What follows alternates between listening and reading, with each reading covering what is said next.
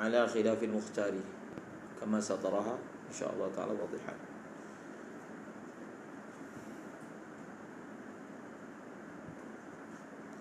Maka kata Imam Mahali, beliau mengesyorkan, mencadangkan dalam ungkapan matan tersebut dibuat terbalik, ditakdimkan perkataan mukhtar dahulu berbanding perkataan mawadhi' yasirah. Sebab beliau kata di tempat-tempat tersebut yang dimaksudkan, yang dimuradkan adalah pendapat mukhtar. Itu yang Imam Nawawi akan bawa. Faham? Misalnya contohnya Imam Nawawi gunakan ungkapan wa minha zikrul mukhtar fi mawadhi' yasiratin zakaraha fil muharrari ala khilafihi. Contohnya lah. Maksudnya beliau mencadangkan supaya di perkataan mukhtar tu disebut dulu berbanding perkataan mawadhi' yasiratin zakaraha ala khilafil mukhtar. Ini hanya sina'ah sahaja. Dia panggil bagus segi sina'ah. Sina'ah ni maknanya daripada segi skill. Beliau cadangkan daripada skill penulisan, kita takdimkan benda yang maksud berbanding benda yang bukan maksud. Maka disitulah peranan mengetahui takdim dan juga takhir. Faham? Kemudian dah dua dah. Ala khilafil mukhtar. Sekarang ni kita nak baca berkaitan dengan al-mukhtar. Baca i'anah muhtaj. Allahumma salli ala sayyidina Muhammad. Bismillahirrahmanirrahim. Zakara fil muharrari ala khilafil mukhtar. Ay ar-rajihu kama sarraha bihi syurrahu. Qala al-ahdari wa innama fusira bidzalika yukhraj al-mukhtar Wa innama fusira bidzalika. Qusira qaf fusira. Fusira. Wa innama fusira bidzalika liyukhraj al-mukhtar al-mukhalif lil-madhhabi. Liyakhruja ataupun liyukhraja. Jadi semalam saya dah bagi isyarat dah. Perkataan al-mukhtar dia ada dua makna. Satu, mukhtar ini maksudnya pendapat mu'tamad, ataupun dalam ungkapan yang lain ar-rajih. Satu lagi, pendapat yang mukhtar juga merujuk kepada suatu pandangan yang merupakan tarjih pribadi, pandangan pilihan ulama Syafi'i yang tertentu yang kita gelar sebagai ikhtiar. Jadi ikhtiar ini dikira keluar daripada mazhab. Maka perkataan ala khilafil mukhtar yang di dalam matan minhaj, apakah maksudnya? Adakah mukhtar dengan makna rajih ataupun mukhtar dengan makna pendapat yang keluar daripada mazhab? Sebab itu ditafsirkan mukhtar maksudnya rajih, bukan mukhtar dengan tafsiran satu lagi. Faham? Mukhtar yang satu lagi, apa makna dia? Liyakhruja Liyakhrujal mukhtarul mukhalifu lil madhhabi. Faham? Ini juga dipanggil mukhtar juga. Dia mukhalif dengan mazhab. Tapi sebenarnya benda tu wadih. Kalau tak ditafsirkan pun memang wadih. Mukhtar dimasukkan dalam matan. Pendapat mu'tamad. Kemudian waqad qalu kullu ikhtiyaratin nawawi. Ini kaedah ni.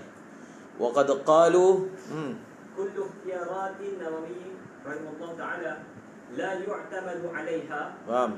Kullu ikhtiyaratin nawawi rahimahullahu ta'ala la yu'tamadu 'alayha.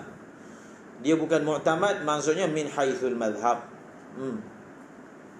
Li'annaha laysat min al-madhhabi illa qawluhu fi ar-rawdati al-muhtari fa innahu bi ma'na as-sahih kadha hafizhu. Itu kaedah dia. Maksudnya kalau Imam Nawawi sebut Al-Mukhtar, beliau maksudkan itu ikhtiar beliau. Kecuali kalau beliau sebut perkataan Al-Mukhtar dalam kitab Rawdah. Kalau beliau sebut perkataan Al-Mukhtar dalam kitab Rawdah, itu maksudnya pendapat rajih. Faham? Kamu akan jumpa misalnya dalam Majmu', Imam Nawawi guna perkataan Al-Mukhtar. Jadi Al-Mukhtar yang beliau maksudkan itu bukan rajih, bukan mu'tamad, tetapi Mukhtar itu adalah ikhtiar yang mukhalif dengan mazhab. Kemudian faidatun fi matlabil iqazi. Matlabil iqaz. Bagus kita ni, Bal Faqih. Nama pengarang belakang dia Bal Faqih. Nampak kan?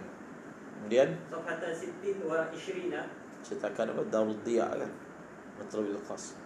Safhah 20. Wa amma ta'biruhum bil mukhtari fa huwa lima yahtaruhu qailuhu min jihati dalil. Faham? Itu ta'arif. Apakah yang dimaksudkan dengan Mukhtar? Mukhtarul Nawawi, Mukhtarul Ghazali, Mukhtarul Subki, Al-Imam dan seumpamanya, Suyuti, yaitu ma yakhtaruhu qailuhu min jihati dalil. Ditulis dekat nota kamu tu, Al-Mukhtar ataupun Al-Ikhtiyar, ma yakhtaruhu qailuhu min jihati dalil. Wa ibaratut tahqiqi, Dalam kitab Tahqiq, kitab Imam Nawawi yang terakhir, kitab Imam Nawawi yang paling mu'tamad, nama kitab tu Tahqiq, matan yang bersifat isti'ab, mengumpulkan semua qaul, wajah, walaupun syadz, tariq. Dan beliau hanya sempat menulisnya sehingga bab solat musafir sahaja awal. للإمام النووي سقى الله عهده ما هي ومتى جاء شيء. Apa dia? Apa? وعبارة التحقيق للإمام النووي سقى الله عهده ما هي. Saqallah. Saqallah. سقى الله Sin qaf. سقى ya سقى الله عهده. Lagi? ما هي ومتى جاء شيء رجحته طائفة يسيرة وكان الصحيح. Mahiyah. Mahiyah, macam tu. Mahiyah. Okey. Mahiyah. Betul-betul mahiyah tengok.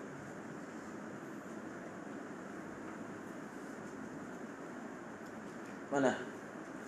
Allahumma salli ala Sayyidina Muhammad.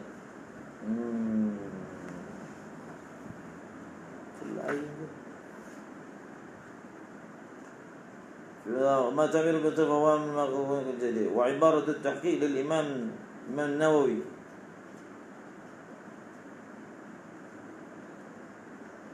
سقى الله عهده ما هي؟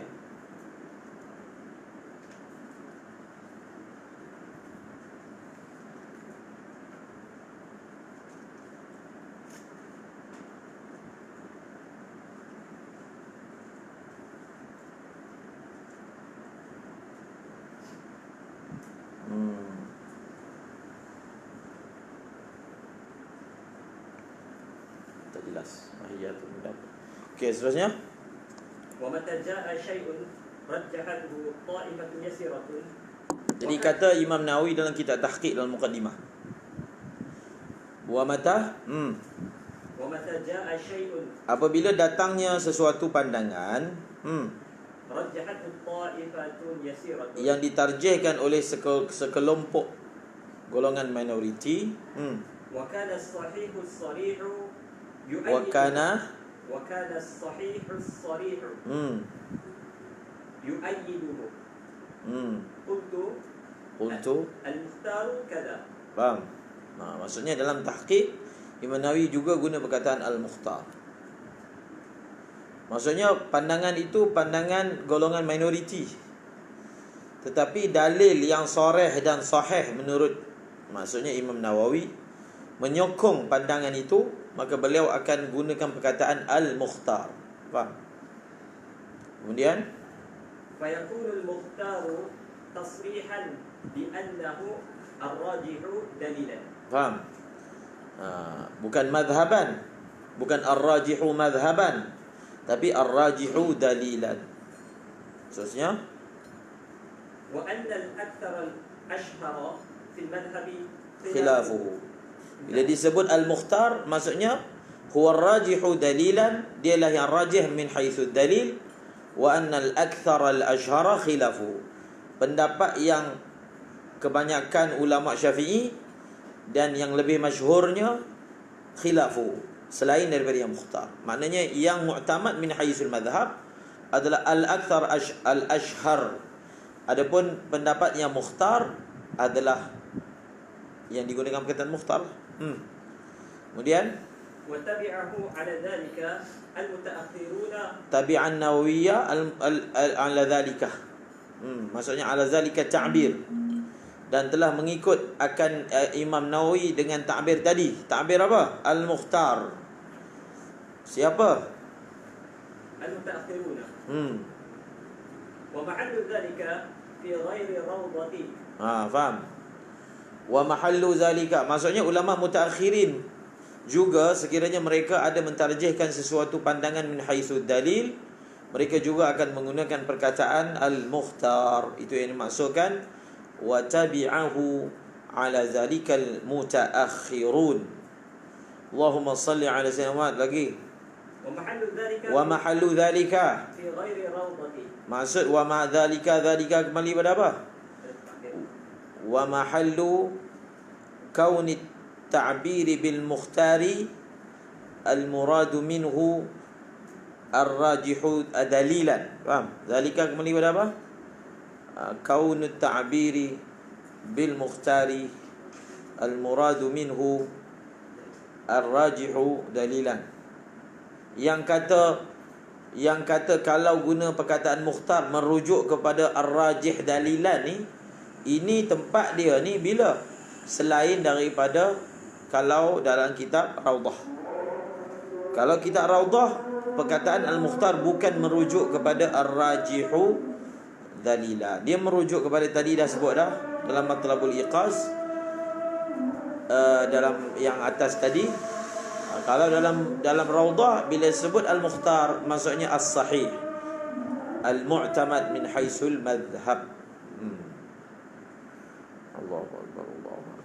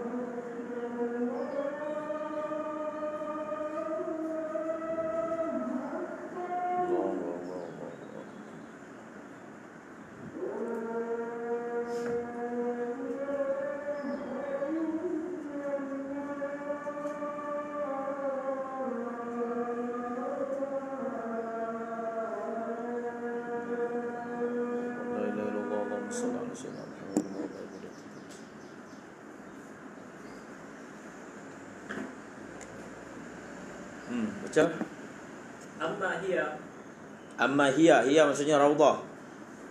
fahaitsu 'abbara fiha bil mukhtari, Maka di tempat mana Imam Nawawi menta'birkan dengan perkataan Al-Mukhtar di dalamnya, wa lam yunabbih ala annahu mukhtarun min haitsu dalil, dan beliau tidak ta'qib, tidak susuli dengan mengatakan mukhtar yang dimaksudkan di sini min haitsu dalil, ataupun dengan bahasa yang ringkas.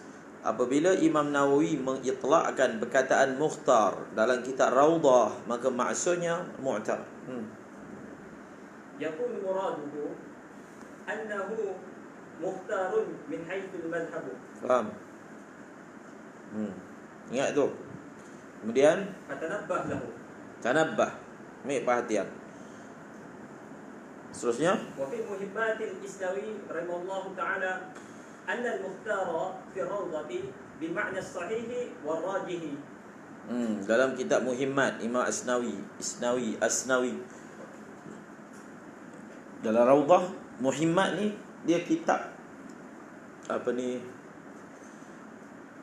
apa dengan saya, kitab antara kitab Imam Rafi dan juga kitab Imam Nawawi.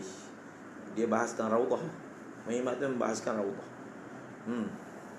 Kemudian Wa nahwu dhalika qala al-allamah Muhammad bin Ibrahim al-Aliji qala shaykhuna al-ikhtiyaru huwa alladhi istanbatahu al-mukhtara an al-adillati al-usuliyyati istanbatahu al-mukhtaru, istanbatahu al-mukhtaru. walladhi istanbatahu al-mukhtaru. Jadi ikhtiar ni apa? Itu kata Syekhuna, kata Syekh Ibrahim Muhammad Ibrahim Al-Iliji. Syekh kami kata ikhtiar ni adalah mastanbatahul mukhtar. Mukhtar di sini isim fa'il. Mukhtar dengan makna mukhtir. Faham? Kamu belajar dalam Jam'ul Jawami', mukhtar ni antara kalimah mujmal.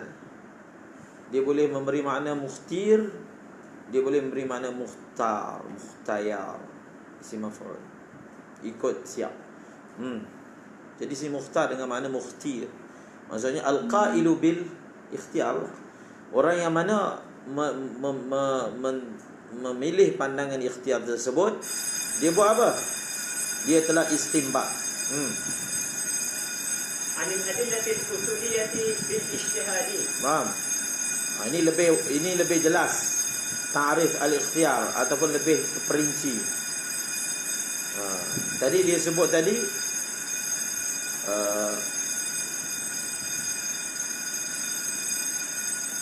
wa mata jaa syai'un rajjahathu ta'ifatun yasiratun.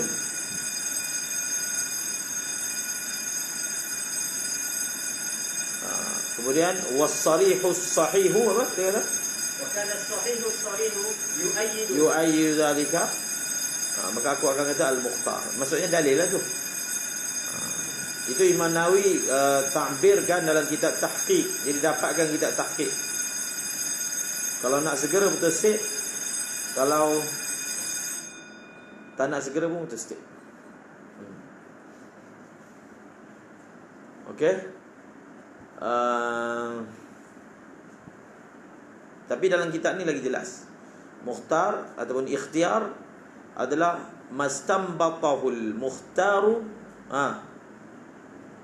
mastanbatal mukhtaru anil adillatil usuliyyati bil ijtihadi. Maka ini dipanggil apa? Walaupun yang berijtihad itu bukan mujtahid mutlak, tetapi mereka ini ada nau'un min quwwati tarjih ataupun quwwatil ijtihad, ataupun dia digelar juga sebagai istilah ijtihad juz'i. Faham? Ijtihad dalam satu-satu masalah juz'i. Satu ijtihad mutlak, satu ijtihad juz'i. Maka kita akan dapati contohnya Imam Suyuti.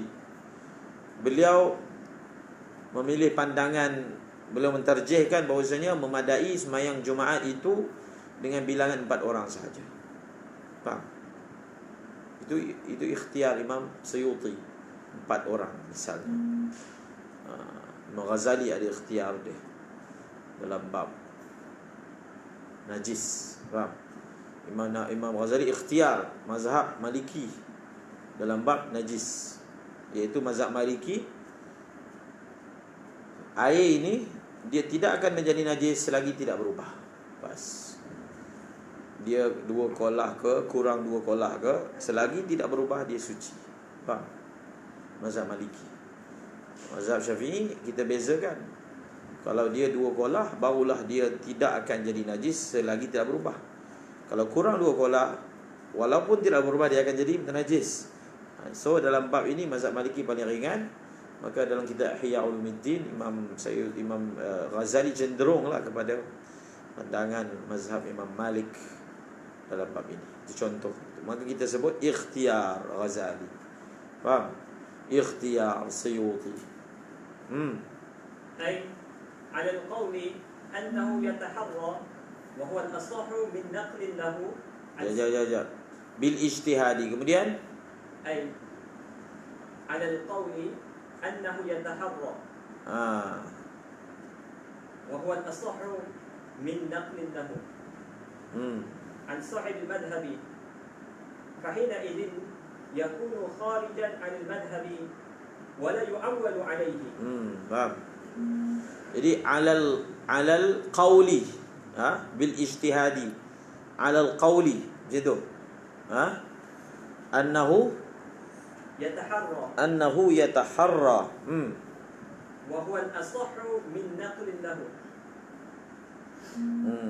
وهو الأصح من نقل لهم عن صاحب المذهب. عن صاحب المذهب. Maksudnya mereka ini telah berijtihad.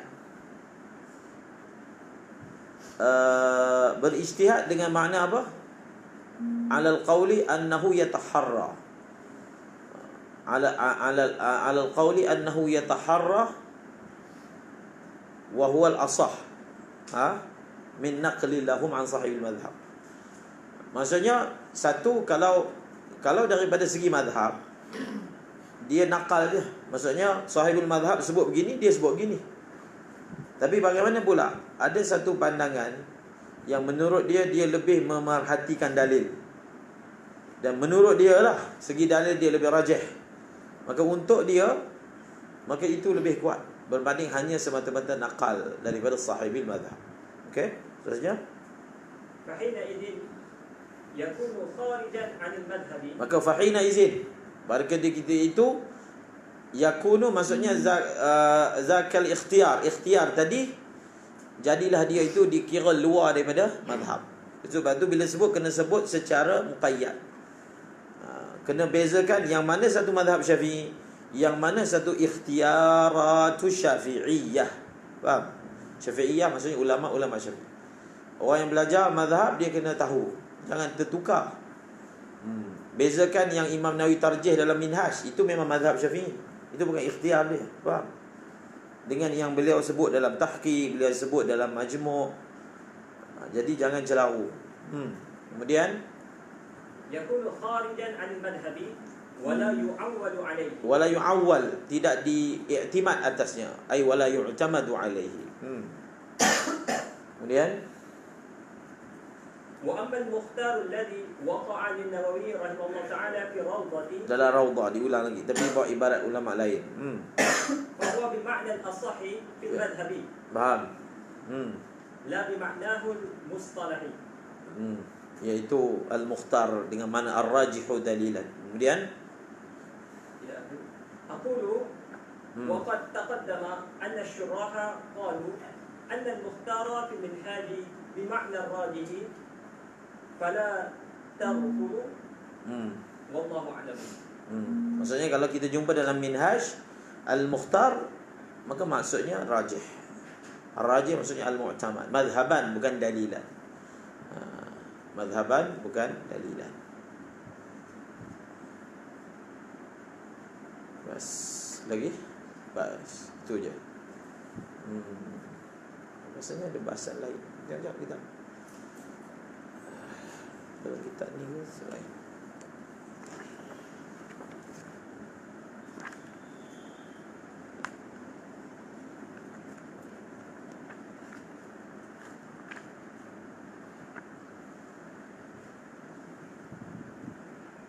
khilafiyah, arjahiyah dan kamu. Ada juga kan.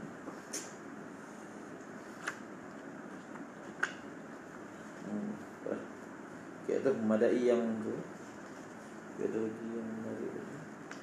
Dia ada satu lagi kitab Sulamul Muta'allimil Muhtaj. Sulam Al-Muta'allimi Al-Muhtaj ila Rumuzil Minhaj. Itu kitab dia. Sulam Al-Muta'allimil Muhtaj. Dan cetakan apa ni, Minhaj. Darul Minhaj sahaja. Dia ada lampir kan awal, ataupun benda tu ada berasingan.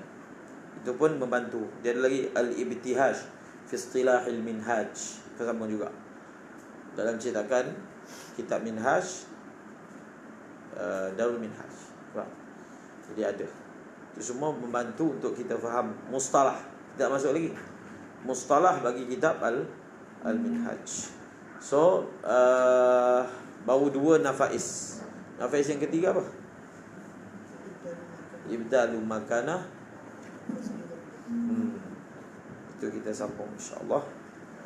Jadi hari ini kita belajar tentang istilah mukhtar, ikhtiarat, a'immah, apa kedudukannya dalam mazhab, apa martabatnya, apa ta'arifnya, supaya bila kita dah tahu mustalah ini, kita temui, kita tak tertukar dan tahu, oh yang ini mukhtar maksudnya mazhab Syafi'i, yang ini mukhtar maksudnya itu tarjih peribadi beliau, yang menurut beliau itu lebih kuat berbanding mazhab. Jadi kalau nak bicara mazhab, kalau nak terangkan apa mazhab Syafi'i dalam masalah ni, kita kena bawa yang mazhab Syafi'i. Dia nak terang mazhab Syafi'i, tapi dia pergi bawa ikhtiar ulama Syafi'i misalnya dalam bab tertentu, maka dia salah. Dia tidak menakalkan yang betul. Nakal sebab kita ini muqallid, dan muqallid ni dia naqil, ataupun dipanggil hamalatu fiqhin. Hamalah fiqhin. Tugas kita hamal, meriwayatkan, menakalkan fiqh daripada orang sebelum kepada diri kita dan kepada orang yang selepas. Faham? Itulah kerja taklid. Adapun kerja ijtihad, dia bukan nakal, dia istimbat daripada nakal. Faham? Dan kita dah sebut dah, dan jangan tertukar pula. Hari itu pun dah diterangkan apa ta'rif mazhab Syafi'i. Ma zahaba ilaihi Syafi'i wal ashab min al aqwali wal wujub. Yang dimaksudkan dengan mazhab Syafi'i bukan hanya fatwa Imam Syafi'i ataupun qaul Imam Syafi'i, tak. Wajah ulama Syafi'i pun dipanggil mazhab Syafi'i. Sebab ada orang yang dia cuba mengelirukan awam, dia kata yang diamalkan, yang tu kat Indonesia, iaitu Pak Kiai ni, Pak Kiai lah, Syekh Abu apa tak. Dia kata di tempat kita yang mereka amalkan ni adalah mazhab Syafi'iyah, bukan mazhab Syafi'i. Kami mazhab Syafi'i tulis. Macam kat Perlis kan, kita amalkan mazhab Syafi'i yang tulis. Tapi kata masyarakat kita amalkan pandangan ulama Syafi'i. Dia nampak sekali betul lah, kita ikut mazhab Syafi'i, ikut Imam Syafi'i. Bukan. Mazhab Syafi'i dia merujuk kepada mazhab ilaihi Syafi'i wa ashabuhu min al-aqwali wal wujuh. Faham? Sebab itu ada pandangan ulama Syafi'i tidak layak dipanggil wajah. Wajah ni hanya boleh diitlakkan bagi pandangan ulama Syafi'i yang Imam Syafi'i tak sebut. Yang pandangan itu boleh dikira dalam mazhab, baru dipanggil wajah. Kalau pandangan itu tidak boleh dikira sebagai mazhab, ia tak dipanggil wajah, ia dipanggil ikhtiar. Faham? Kenapa pula ijtihad ataupun takhrij ulama Syafi'i itu boleh dipanggil mazhab Syafi'i? Saya dah terangkan itu sebab kerana dia berjalan di atas qawaid dan usul Imam Syafi'i. Oleh kerana dia datang daripada usul yang sama, maka kita masih disebahkan dia kepada Imam Syafi'i. Sebab itu dia panggil mazhab Syafi'i. Jadi masa kita nak nakalkan, kita kena bezakan dengan menggunakan ini qaul Imam Syafi'i dengan ini mazhab Imam Syafi'i. Kena bezakan. Beza tu. Kalau qaul Imam Syafi'i, kita hanya gunakan untuk masalah yang memang Imam Syafi'i qaul, dia fatwakan dalam kitab-kitab dia. Tapi kalau ini adalah wajah ataupun fatwa yang ulama Syafi'i istinbat daripada qawaid dan usul, daripada nusus aqwal Imam Syafi'i, takhrijkan, maka kita tak boleh panggil qaul Imam Syafi'i. Kita kena panggil dia wajah, wujuhul ashab, ataupun dipanggil qaulun mukharraj. Satu lagi dia dipanggil qaulun mukharraj. Jadi qaulun mukharraj pun ulama kata tak boleh disebut sebagai qaulul Syafi'i secara mutlak. Jadi ini dipanggil amanah dalam ta'bir. Jadi kalau kita, masa kita belajar kitab Umdah, kita tak tahu yang mana satu aqwal, yang mana satu wujuh, kita tak tahu. Dan tak perlu tahu pun untuk kitab kelas 3. Tapi bila masuk minhaj, perkara ini kamu akan tahu. Rupanya masalah ni perbahasan aqwal Imam Syafi'i, perbahasan wujuh ashab. Kita akan tahu. Faham? Bagaimana kita tahu? Kita akan mengetahuinya melalui mustalah yang telah dibuat. Dari situ kita dapat tahu siapa yang qail. Misalnya wajah tu siapa yang qail, itu tak tahu. Itu kena tengok dalam syarah. Nak mahali ada sebut sikit, nak banyak dalam kitab cukup. Wallahu a'lam.